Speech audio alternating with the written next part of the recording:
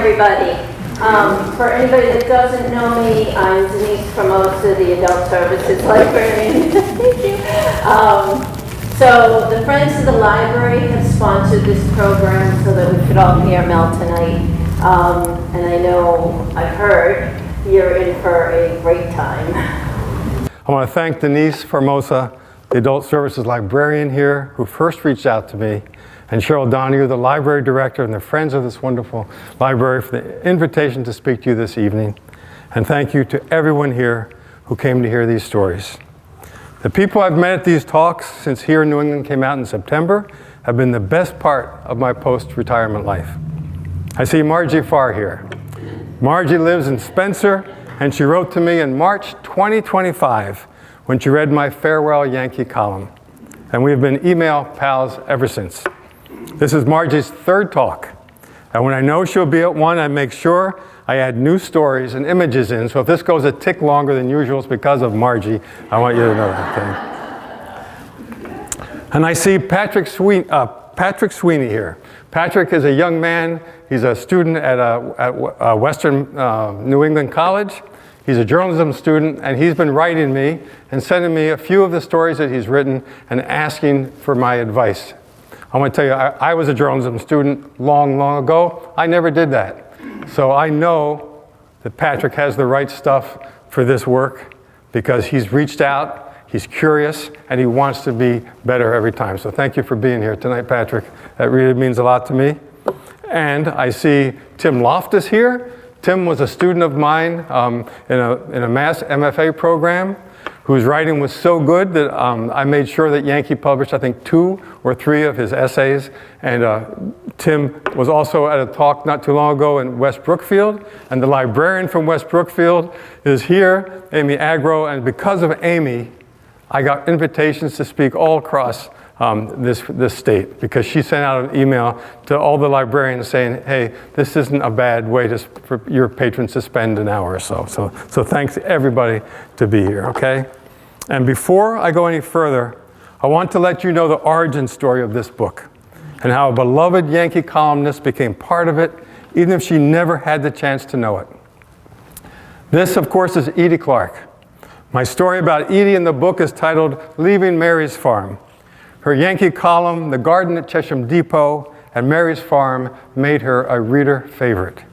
2 summers ago, Edie died after too many years in a rest home following a series of small strokes.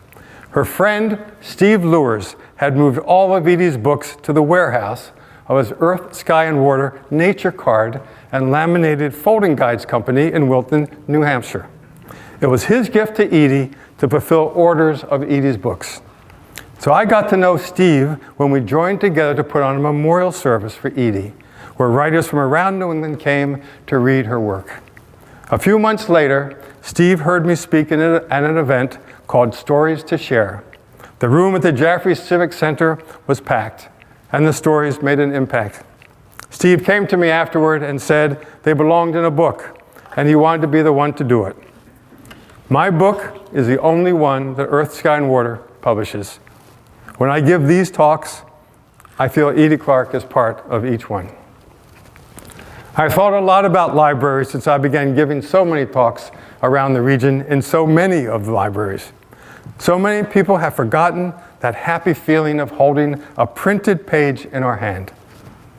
My life has been about print on a page, so I'm grateful that libraries remain that keeper of that flame. If we were starting a civilization from scratch and wanted a place where people could converge and feel a sense of community, we would need to build a library. And here's one more thought. Imagine this. You go into a store, maybe a bakery, maybe a shoe store, any kind of store, and you ask if they have a special kind of bread you've read about, or a certain style of shoe, or a certain style of clothing, or you go to a hardware store in search of a tool. Whatever you were hoping to find. The shopkeeper says, sorry, we don't have it, but we're going to check around at every bakery, or a shoe store, or clothing store, or hardware store for miles around, and we're going to let you know when it arrives. And when it does, just come and pick it up. And it's all free. Because that's just the way it is. In the library world, we call this interlibrary loan. and we sort of take it for granted. But when you think about it, this is a wonder. And there's also this. The library is ours. It belongs to us. In a country now where we feel hopelessly divided between the other, whoever the other may be, the library knows no other. Only us, and all of us belong. And that's one of the most beautiful things about a library. And I feel lucky to be at such a lovely one tonight. So thank you. Don Hewitt, the creator of 60 Minutes, once was asked what was the key to that show's success. And he replied in only 4 words, "Tell me a story." That's what I'm going to do this evening. I call this Listening to New England because I want you to hear the voices of some of the most memorable New Englanders I have known. When I write about people, I spend hours, often days with them. When they see me listening intently, they will tell me stories of their lives that they may not have told to anyone else. Because few people have somebody totally listen to their story. And that's what I do. I listen. And as they tell me their story, as they open up their lives, the words they speak become the intimate albums that I get to keep. For me, the most important words in the subtitle of my book, Unforgettable Stories of People, Places, and Memories That Connect Us All, are just 4 short words that connect us all. We know our country feels as if we've been sliced in half and we cannot see a way to put it back together. Well, wherever someone lives, whatever their political or social or cultural beliefs may be, I think that nearly everyone can feel a connection to the stories that live in the book and the people I'm going to show you tonight. I've spent my life at Yankee believing in the power of storytelling to enrich our lives. And because my book and these stories would not exist without Yankee, I want to begin with a brief snapshot of this magazine that I called home for so long. Yankee is now in its 91st year. Hundreds of print publications have disappeared in the last 25 years. Many of them at one time among the most popular in the country. But Yankee keeps coming to the homes of people around the world who feel a tie to New England. And I know it's because it's New England, the true magnet. Visitors come to New England looking for that elusive sense of place and a way to belong to something well-tended and well-rooted.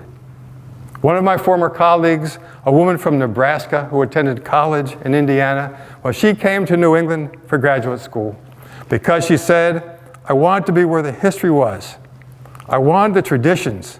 I wanted the continuity, and she added, I wanted the seasons. I wanted to see snow, and I wanted to see autumn. After my editor's letter in March of last year told readers I was leaving Yankee, I received many messages from readers, just like this one. Yankee brings me back to myself wherever I am. This is now my 32nd stop speaking about the people I have known. Thank you, Amy. And I have seen this extraordinary connection to Yankee everywhere. After a talk in Concord, New Hampshire, I asked for questions. And a man stood up and said that because he had just retired, his wife urged him to cancel their Yankee subscription. He could just read it at the library, she said. My wife is from Georgia, he said. She doesn't understand. I need Yankee to come into my home. I need to hold it in my hands. Another time I spoke in Colebrook, New Hampshire. Northern Coas County is just small rural villages, and I was told to expect a sparse audience. The talk was to begin at 3 o'clock. To my surprise, rather than a sparse crowd, the rows in the auditorium started to fill up. At 3, the door stayed open. 5 minutes passed, 10 minutes passed. I was told they were waiting for someone. I heard a murmuring, and I looked to the door, and in walked an elderly woman supported on both sides. The publisher of the local weekly was in the front row, only a few feet away from me, and she leaned over. I can't believe it, she said. She has not been out of her house for months. She is wheelchair bound. We have been waiting for a woman who was determined to come, no matter what, to hear stories by a Yankee Magazine editor. And that is what Yankee's place in New England means to people, even to the legendary astronaut Alan Shepard, and that's him saluting in the front row, who grew up in Derry, New Hampshire. I wrote about America's first astronaut in space for a Yankee series that I called Coming of Age in New England. It told about how famous people, how they, basically what their roots were. I saw him on the 30th anniversary of his historic space flight. And he told me he had been inundated with interview requests from major media across the country. He said he turned them all down, except for just a few quick phone calls.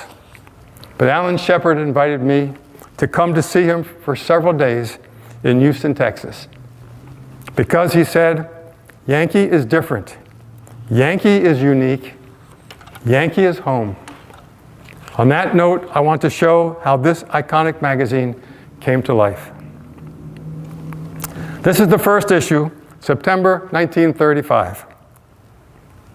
If you think this cover is homely, like I do, compared to the inside, this cover is fine art. This is Rob Sagendorf, who in a cabin beside his house in Dublin, New Hampshire, brought a new magazine into the world. This was the heart of the Depression, and he felt people would be hungry for and drawn to place. And no place in America possessed such a sense of tradition and continuity, a place with an identity so strong that no matter where you might be, if you said, I live in New England, people would have a sense of who you were. He launched that first issue with 614 subscribers. Well, what he thought were 614. He quickly discovered that 600 of those names were fake. He had been scammed. They were just names from a telephone book. And the other 14 names, they were family and friends of the publisher. In the late 30s, Sagendorf bought a failing little publication called the Old Farmer's Almanac that dated from 1792. He restored the weather forecasts and the little yellow editions with that little hole in the upper left-hand corner, ready to hang from a nail in the outhouse. Well, that helped keep his Yankee afloat.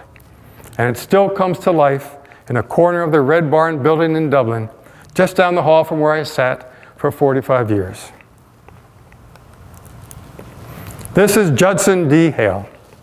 This photo was taken in Judd's office that he filled with so many historical curiosities that a sign has been put up that reads, Judd's Museum. Judd was Sagendorf's nephew, and from the time of his arrival in 1958, he began to change the character and the look of Yankee, pushing it to go after the finest writers and the finest photographers. Judd wanted stories that mattered, whether humorous or dramatic, even sometimes shocking and sometimes tragic. Through those stories, he made a region feel human, real, a place to yearn for. My story about Judd is titled Yankee's Yankee, and it lives in the chapter called Here in New England, which gave the title to the book. Judd loved to laugh, especially when it was directed towards him. Now, I tell Judd, who is 93, and he rarely leaves the retirement community. Actually, he doesn't leave at all. But when I tell this true story that he always told when he gave talks like this everywhere, that I'm bringing him on these talks with me. So here's this tall gentleman standing right beside me right here. This is Judd's story. He and his wife Sally were in Tamworth, New Hampshire. Sally had an upset stomach, and at a general store, Judd stopped to get her some Tums. As he entered the store, he noticed an old fellow sitting quietly in a chair next to the door. Judd walked up to the counter and he asked the proprietor for Tums. I'd like the cherry flavor, please, said Judd. We don't have the cherry flavored Tums, the man replied. Well, do you have the orange flavor? No, we don't, said the man. Well, then, Judd said, growing a little exasperated, I'll just take the plain Tums. After paying for it, he was walking out the door when the old fellow in the chair looked up at him as he was passing by, and he said, looks like you're going to have to rough it. Judd loved storytelling, He told me to follow my curiosity and my instincts, that if I felt there was a story worth telling, he wanted to know it. And in our decades of working together, not once, not one single time did Judd Hale say no to a story I wanted to follow. And folks, in this business, that does not happen. And that's what I got to do for my life at Yankee. Tell stories that mattered. And not only my own stories, even more as editor-in-chief, I could find and publish stories from other writers and photographers. It was a great treasure hunt that I never tired of being on. A few years ago, when I turned the corner past 75, and 80 lay just ahead, people would inevitably ask me, Mel, when are you going to retire? And my answer was always, I enjoy the work. I enjoy the people I see every day. I enjoy the creation of a new issue, from blank slate to finished magazine. That was what I call the short reply.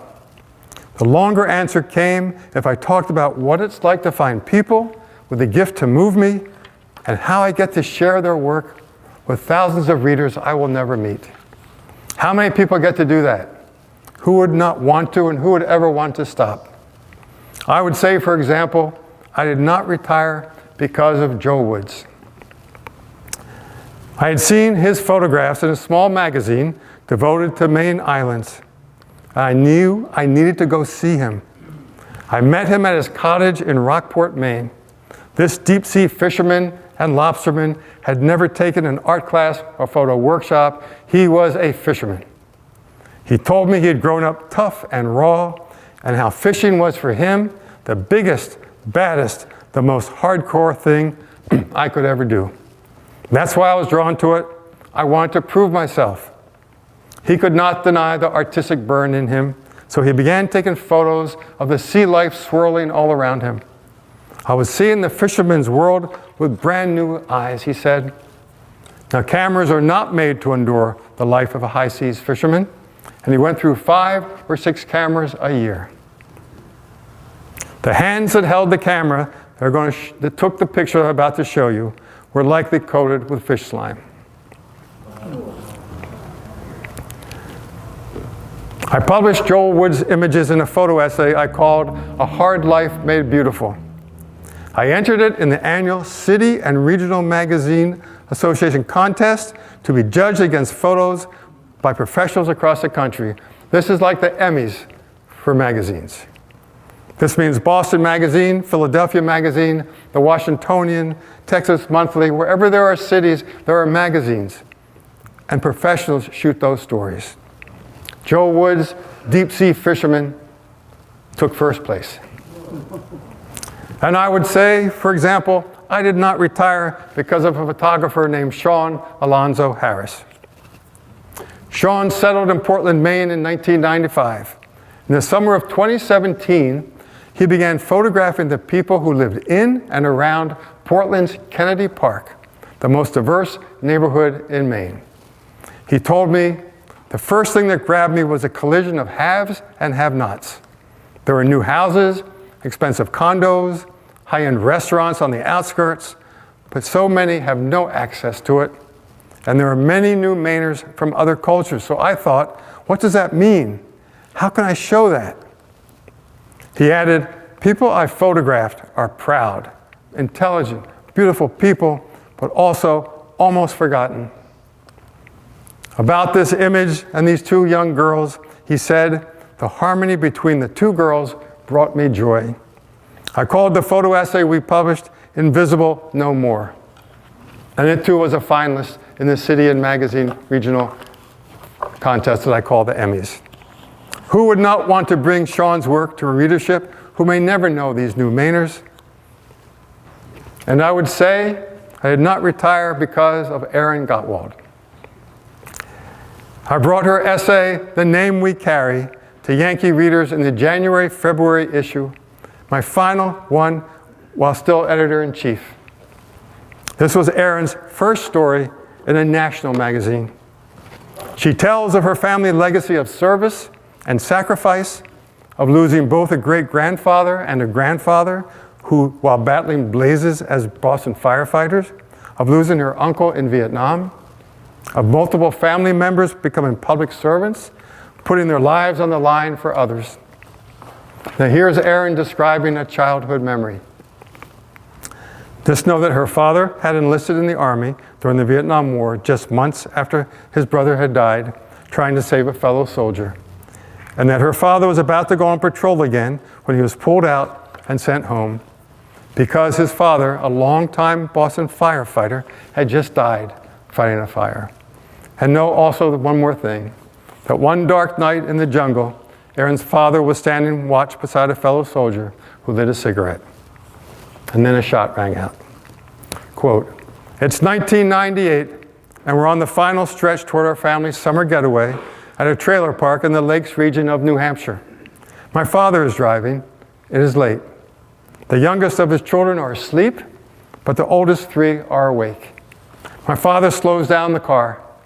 We can feel the tires ride the pockmarked road. The sound of pebbles crunching under our weight becomes background noise. He rolls down his windows and he turns off the air conditioner and the radio and he says, 'Listen, listen.' And we do. He tells us to listen to the sounds of the outside. The wind, he says. The leaves, he says. The animals, he says. We try to hear it all. He tells us to look through the dense woods. He tells us to look up at the stars. We try. And then he turns off the headlights.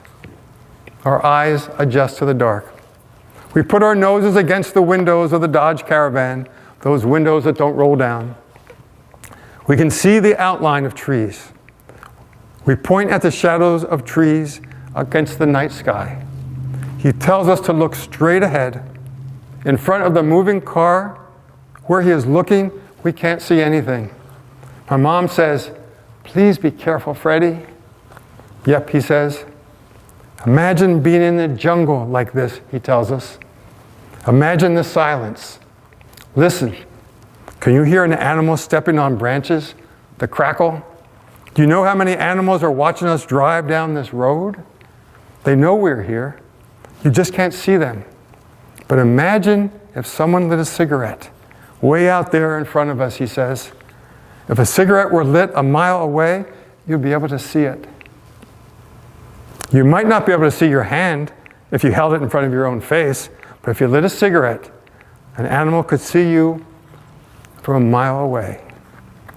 None of us breathed for several seconds. He doesn't tell us that there were human beings in the jungle darkness, other people who were waiting. In New Hampshire on this summer night, it's only about animals. Freddie, turn the lights back on, my mom says, and he does. We all sit quietly and stare out into the beam of the headlights. We begin to see what he sees.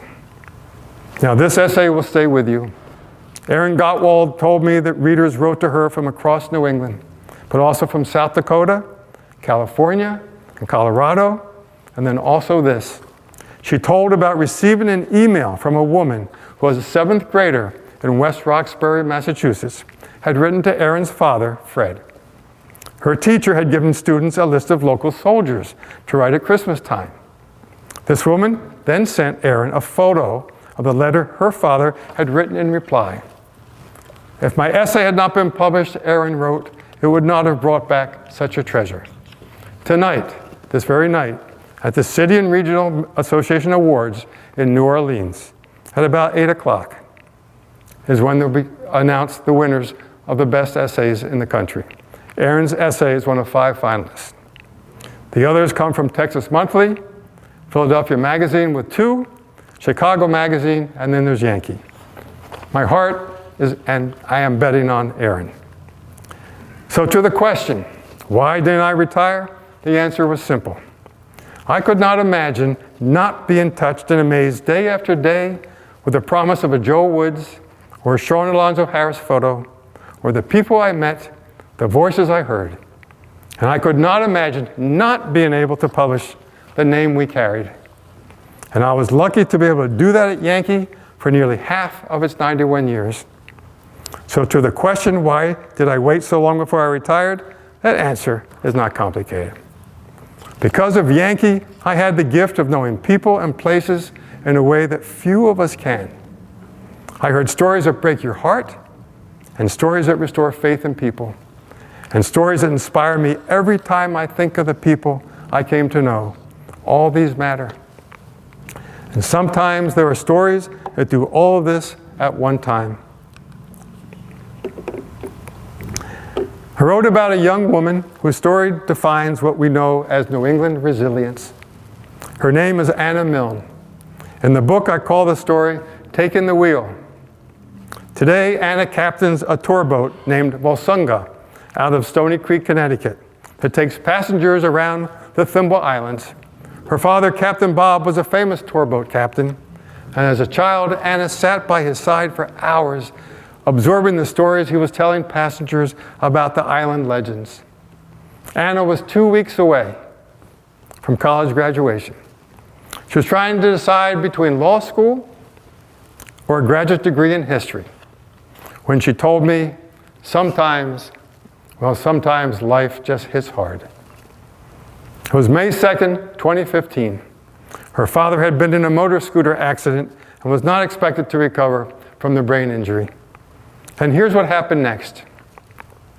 The other tour boat captains, all of them competitors for the same summer traffic that meant their income for the year, took turns during her father's tours, giving Anna's family all the proceeds. Then they pledged to keep her business afloat while she went to seamanship school to become her own captain. They did this for 2 years until Anna gained the skill and confidence to go it alone. Her father lingered, unable to talk, for a few years. And then he passed away just after I'd seen Anna for this story. And shortly after he died, she said it rained, and then the sun came out. There was a rainbow, she said, and it started at my childhood home and ended at his childhood home. She took a photograph of it, which she keeps on her phone. A few days after that, a day of rain with no passengers, she took the Volsunga out alone because, she told me, that boat lost him too. Then she steered back to Stony Creek, where Captain Bob had ended his work days for so many years, and she tied the boat up to the dock with the knots he had taught her.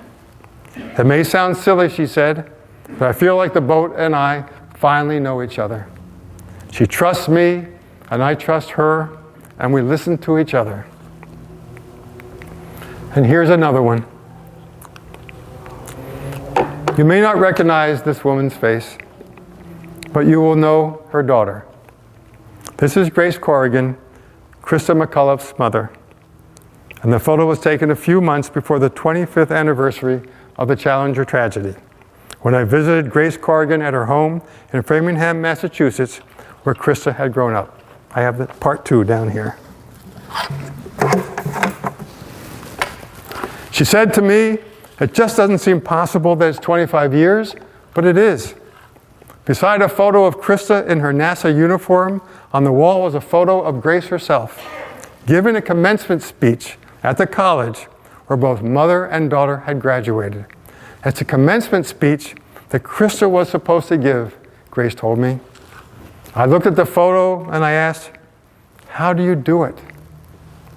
I told her that before my visit, I had watched videos of the Challenger on the internet, and each time I heard the words, "Go throttle up," my heart raced, and soon I couldn't watch the aftermath any longer. Now, Grace had just returned from space camp, near to where Krista had once trained. I haven't even unpacked, she told me. Every year, Grace went to space camp in Alabama for a special week when America's Teachers of the Year came to explore the mysteries of space travel. I asked, how do you keep looking at that day? How do you keep speaking hundreds of times to teachers and children, and every time with Krista's photo in your hand? She said, I tell people that Krista was a teacher. That was the most important job for her. When she came back, she was still a teacher. This was a thrill of a lifetime for her to be an astronaut, but she felt the space mission was really to get school kids excited. I told her, I doubt I could do what she was doing. You know how I do it? I know Krista would say, hey, Ma, I'm not here. It's a good message. What did I give my life for? You know, I should be there doing it, but I'm not. So you can do it. And Grace Corrigan said, I had a good message. We were doing it for her because she wasn't there. And who would make people stop and think, this is important. School's important. Teachers are important. And then I asked whether she ever wanted to just stop. She told me, in my family, everybody was in pain. I mean, everybody. I knew they probably wished I just left it alone. But it happened. I couldn't take it back. So I did what I thought she'd want. Nobody else agreed with me. I haven't regretted it. I know I helped make people feel good. And then Grace told me a story to help me understand. The ones I remember most are the ones where the kids are really deprived, she said. There was a school in New Jersey. It's a tough, tough school. They were a little scared about how I would be received, and yet they were the most wonderful audience. The auditorium was packed. The kids didn't let out a peep. I remember this part so vividly. I was talking about questions children had asked me, and in that big auditorium, it was so quiet, I heard a little voice. She's talking about my question. When I drove away, I said, thank you, Krista. Thank you. I know this. All around us, people have stories of endurance and bravery and unfathomable resilience and kindness. And sometimes I am lucky enough to hear them, and I can give those stories to others. I have done this work since 1975. And not once have I knocked on the door of someone who will trust me with their story, and I have not felt a pit of anxiety. Why be able to find the right words to tell the story? Why be able to listen to what may be emotional and poignant and honor that feeling so readers can feel what I did? For example, a story I call Leaving the Good Life. In Leaving the Good Life, I tell about being the very last journalist to see the pioneer homesteader Scott Nearing at the homestead he shared with his wife Helen in Harborside, Maine. Their subsistence lifestyle and their book, Living the Good Life, attracted thousands of followers. Their self-sufficient model has been credited with the surge of back to the landers to New England throughout the 60s and the 70s. Now, the Nearings ate from one wooden bowl and a single wooden spoon apiece. They lived a very simple life. Every day they ate what they called Scott's emulsion, about spoonfuls of peanut butter and a thick doppel of honey. It would be worked like cement, then they'd scoop millet on top, and then they would lay apple slices on top of the millet. When I visited them, Helen showed me a letter from a man who had read their classic, Living the Good Life. He said that book had inspired him. So he bought one wooden bowl, and he bought one wooden spoon. His wife divorced him, Helen said. She said she wasn't going to live like a dog. When Scott reached 100 and could no longer do the work of his lifetime, he determined to depart this good life. He would no longer take nourishment, only Helen's honey and herbal tea mix from a spoon. And that's when I came to see them at that fragile time. He lay in a hospital bed in their main room. Helen's cot was beside him. I've never known him a day sick in his bed, she told me, ever, never. We've never had a doctor. He was still working outside, but one morning he just took to his bed and he started to sleep. It was November, like he was hibernating. He was restless for a time, shouting out suddenly at night. Now he's contented, he doesn't complain. But sometimes he'll look at me wistfully and say, I wish I could bring the wood in with you. I thought I could take care of him, but I fell with him once. And when I realized I couldn't, I just bawled because I thought I had to put Scott Nearing in a home. We went to a nursing home for a while, and they were very nice to us, but this is where he belongs. Now, Scott Nearing died shortly after my visit, and I spoke again with Helen Nearing then. It was 10 in the morning. I was on the cot with him. I said, it's all right. go into the light, and you've lived a long and beautiful life. It's time to go now, and that's all right. We'll get along. And he just said, all right. And he went. I was so glad for him. He didn't want to keep on. Now, I was a much younger writer then, but this kind of connection with someone does not fade over the years. I'm going to take a 1-second break. I'm going to have a drink.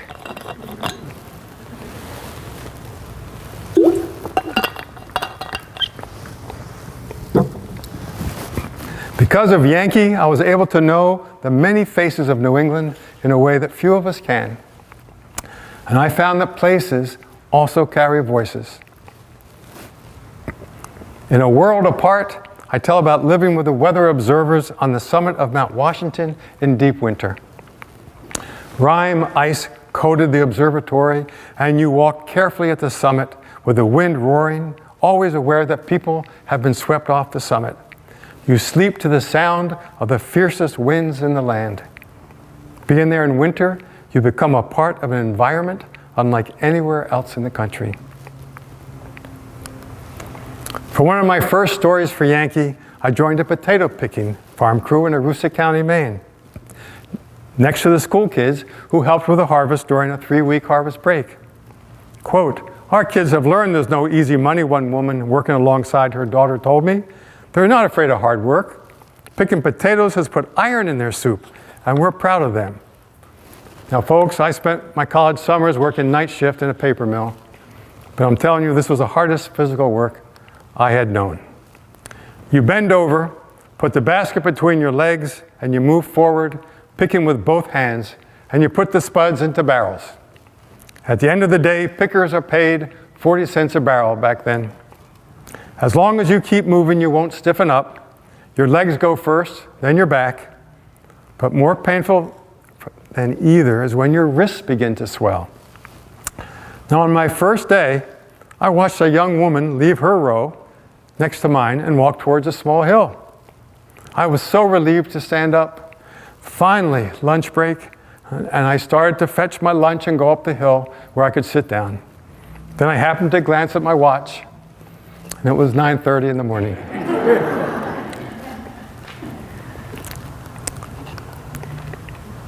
Roy Hughey was a big game biologist with the Maine Fish and Wildlife Department. I joined him as he did his research into the health of the black bear population in the Maine Northwoods. He had 17 bears wearing radiotelemetry collars denning in the wilderness. We snowmobiled deep into Baxter State Park, and he followed the pings on his earphones to their dens. One ping led him to the den of Rudolphine, an 8-year-old female with 3 cubs. If you follow this hand, you can see the eyes and the snout of the black bear. Her den was at the base of this old white pine tree. Now, if you ever find yourself with a bear biologist at the mouth of a black bear's den, and that bear biologist asks you to hold a net in place outside the den in waist-deep snow, while he readies his equipment to weigh the mother and the cubs, be sure to ask one important question, the question that I did not ask. Are you sure you gave her enough sedation? And because Roy Hughey loved bears and he didn't want the public to get the wrong idea, he always respected that my trip to the emergency room for a tetanus shot did not get into the story. I could keep you here for several days with stories of the people whose voices became part of my life. I have 100 images on my PowerPoint, and tonight I'm only going to show a fraction of them. I know you have to get home at some point, so I want to give a few more snapshots of the people you will meet in the book. This is Bill De La Rosa with his mother Gloria. I tell this story in a story I call The Two Worlds of Bill De La Rosa. When Bill was 15, living in Arizona with his naturalized father, an older brother, a young sister, and a 4-year-old brother, all born in Arizona, his undocumented mother, Gloria, followed the misguided advice of a lawyer, and she returned to Mexico, hoping she would be granted a legal visa since she had 4 American-born children and a naturalized American husband. And she had never even gotten a parking ticket in all her years in America, cleaning rooms in hotels and selling her tortillas to neighbors. She was mistaken. She would not be allowed back for at least 10 years. At age 15, a high school sophomore, Bill became the head of his family. He kept the secret of his new upended life from everyone. Bill's older brother joined the Marines to send money home. His father became disabled from a stroke, unable to leave the house. Besides caring for his father, Bill had to raise a 9-year-old sister, a 4-year-old brother. He did the shopping, the cooking, the cleaning, caring for everyone, being sure that his young siblings made it to school, were fed, did their homework. And in this story, I tell how Bill became his high school valedictorian. He received a full scholarship to Bowdoin College in Maine. When he graduated, he was named the American Hispanic Scholar of the Year. Quote, "I didn't want anyone to feel sorry for me, so I just started wearing different masks," he said when I asked how he did it. "I became a different person in front of my friends, in front of teachers, in front of my dad and my sister Naomi, in front of my mom. Always I said, never give up." He drew deep breaths when he spoke. "But there were nights," he said, "and my siblings would be in bed, and Jim is off to the Marines, and I'm just with my dad, and he's getting sicker, and they'd be asleep. It'd be 2 o'clock in the morning, and I'd just be in my room studying, and it's just me.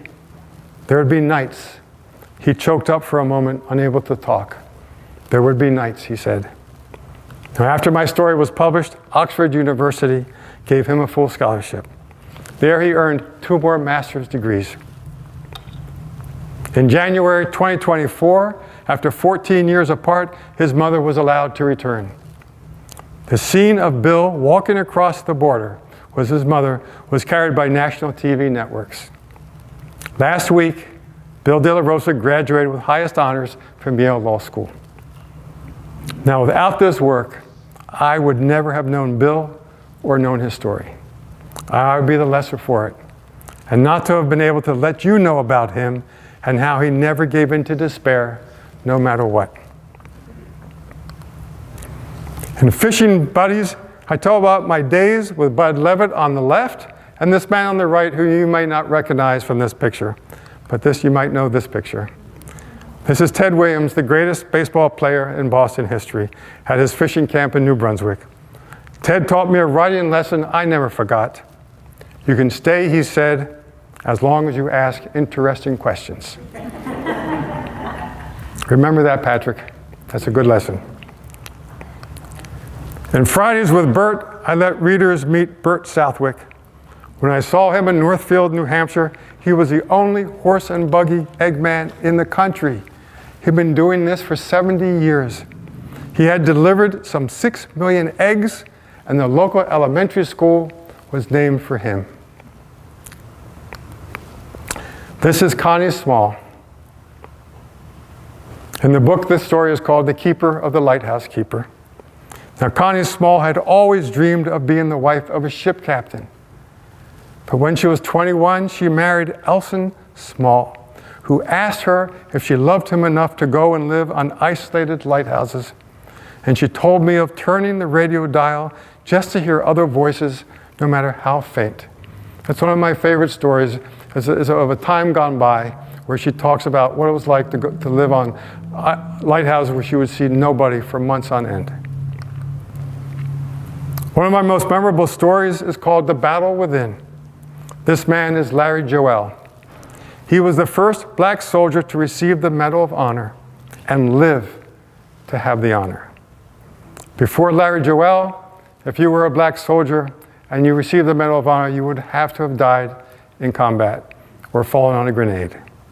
He was a Vietnam medic, and what happened to him after the medal is what he wanted to talk about. "I've waited a long time to talk about," he said. "Now I am ready." When I was 30, that's me. You see my head down at age 30, and you see a rope going to the leg of a pig. And there's a man behind me who needed a favor. When I was 30, I lived near to this man who called me to say he needed help rounding up his pigs. He lived by a lake in Bridgeton, Maine. I lived by a lake only a few miles away. He was only a year younger than me, and he was just starting to make a name for himself. I doubt you recognize him from this picture, but maybe now you will.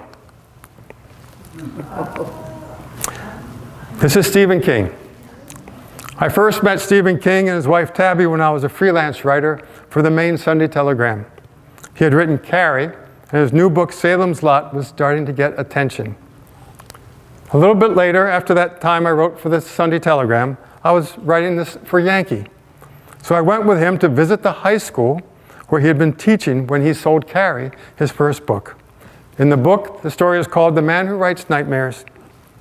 Stephen King was rejected so many times from one magazine, but when it finally published one of his stories, the editor added a note to readers saying, "We're finally happy to have said yes to this young man." Now these are Stephen King's words to me. When I started Carrie, I'd finished my first year of teaching. I was working in summer at the laundry to try and make ends meet. I started writing, but after 4 pages, I thought it stank, and I threw it in the rubbish. I came home. I found my wife Tabby had taken them out and had left a note. "Please keep going. It's good." Since she's really stingy with her praise, that's what I did. When I finished it, I sent it off to Doubleday Publishing in New York. We were having a really tough time. We had 2 small children. Our phone had been taken out. When the telegram came saying the story was accepted with a $2,500 advance, Tabby had to call me at the school from a phone across the street. I was in the middle of a teacher's meeting and I was on pins and needles waiting to get home to hug her. Later, my agent told me the paperback rights were bought for $400,000. I said, "That's not right. You mean $40,000. He said, "Stephen, I mean $400,000. And I realized I wouldn't have to teach anymore. Curiosity has always led me to stories. In Burlington, Vermont, I saw an exhibit devoted to Champ, the legendary Lake Champlain sea creature that for generations has sparked debate. Is it real? The exhibit showed this photo of something in the lake that, after being scrutinized by teams of experts, had never been debunked. It said the photo was taken by Sandy Mancy on July 5th, 1977. So I wondered, what happened to the woman who took the photo? I called my story The Gift. When I visited her in Vermont, I wasn't there to question whether Champ was real or not. I just wanted to know what happened to Sandy Mancy. "You know," she said, "nobody has ever asked me how what I saw changed me. Nobody." Remember that too, Patrick. I was sitting down the embankment, she told me. I was looking out at the lake, and I could see a turbulence. And then the head came up, and then the neck came up, and then I could see the back. And the whole time I was thinking, what is that? I picked the camera up, and the creature looked over, and I took the picture. When the New York Times published the photograph, she told me, many people said I was lying. I had done something with the photo. I knew I had to have the conviction to say, okay, this is what I saw. Now you tell me what it was. And then she said the photo was a gift. And I asked what she meant. The gift of witnessing something not everyone has seen, she said. She continued, I've learned patience, I've learned humor through it, and I've learned tolerance. If you want to ridicule me, that's okay. I don't care if you believe me or not. I'm telling you, I saw something. I asked if she loved the photo. She laughed. I don't even have it hanging in my house. I'm not emotionally attached to it at all. What I have is here, and she touched her eyes. And what I have is here, and then she touched her heart. That I love. I love that a lot. I know it's there. I will go to God and stand before him and say, God, why me? Now you tell me what it was. And I know this, Lake Champlain has something, a secret, a hidden treasure, and it's wonderful and it's magnificent. And if you don't believe, even if you don't believe it's there. And someday I'm going to be vindicated, and people will say, remember that old lady from Vermont. In my postscript, because all these stories in the book have postscripts since I wrote some of those some years ago, I note that when she died in 2018, her obituary requested donations be made to fund an expedition to prove the existence of Champ. And some of the most compelling stories I heard came from places where you needed extraordinary self-reliance to survive. I found Patty Nugent in the winter woods of Chamberlain Lake, Maine. It was many decades after her story began in the summer of 1936. It was that summer that her husband, Al Nugent, who was known as Nuge, built a raft 40 feet wide and 50 feet long. They loaded the raft with boxes of clothes, crates of food and tools, and right in the middle, a brand new Star Kineo cook stove. In the book, the story is called An Allagash Love Story. They traveled at night to avoid the wind. Nuge was ahead in a boat, towing the raft. And Patty sat on the raft with two canoes lashed together and back. And these are Patty's words. At 9:15 the next morning, we landed on the eastern shore of Chamberlain Lake. We started up the lake in a canoe, looking for a campsite. We went up one side, came down the other. I looked across and I saw a little green knoll, so we came across to look at it. There was a brook, and we walked up to it and climbed over a little hill, and I thought, this is an elegant view. A little breeze was blowing, and Nuge said it was a prevailing wind from the northwest. It would keep the bugs away. Nuge put his arm on my shoulder, and he said, just right, little girl. This is just right. This was when you could stake your claim to wild lands, and they intended to build a sporting camp for fishermen and hunters. What they made at that spot became one of the most famed sporting camps in the country. When Patty showed me this photo, taken right 1 week after they had landed, it's their first rude shelter made from birch bark. She said, very few people have seen this. My, we were a rough-looking couple. The Nuge had suffered a fatal heart attack 8 years before, and Patty was running the sporting camps alone with helpers. I was there with Patty for 4 days and nights.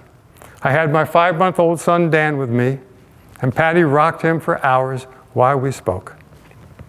Now, I want you to know that before you see this next photograph, I picked my son up and I moved a few feet away.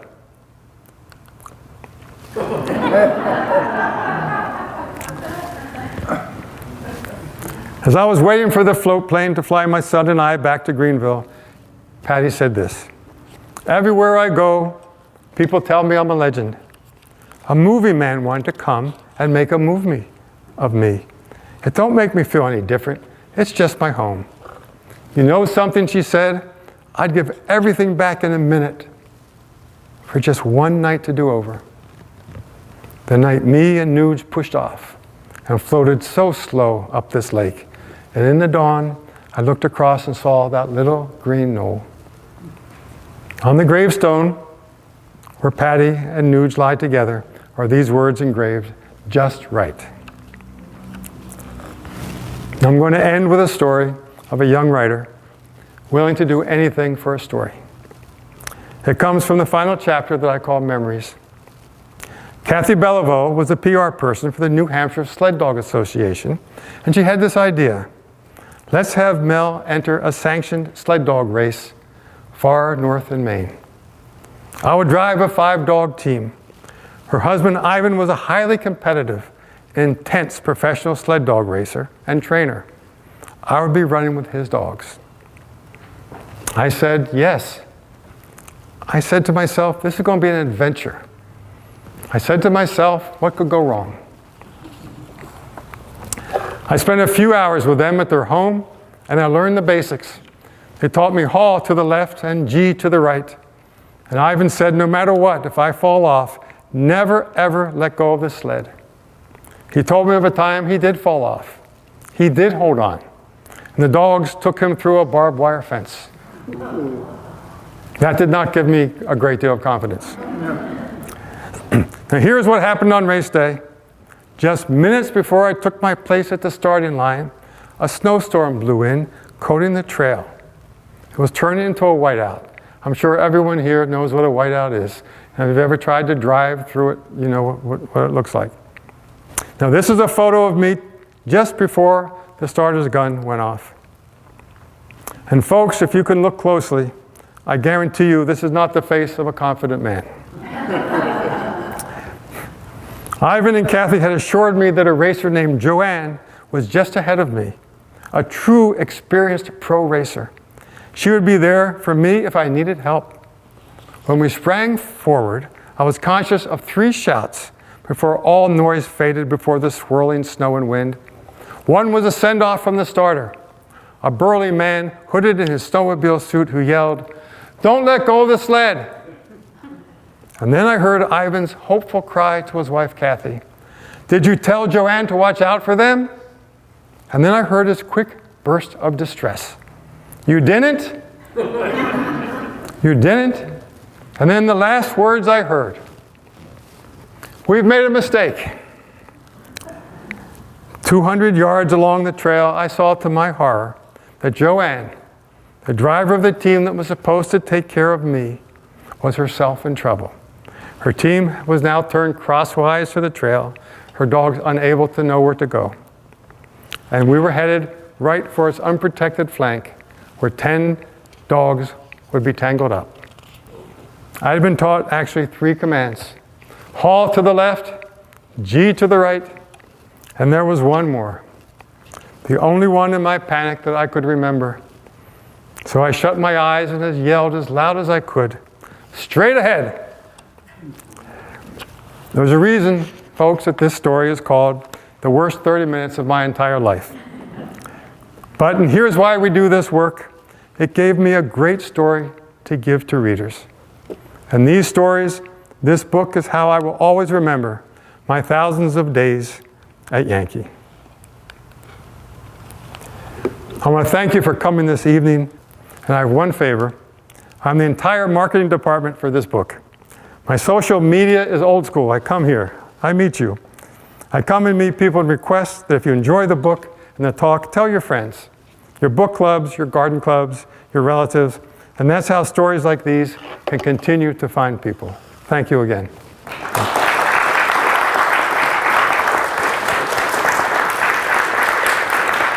Thank you.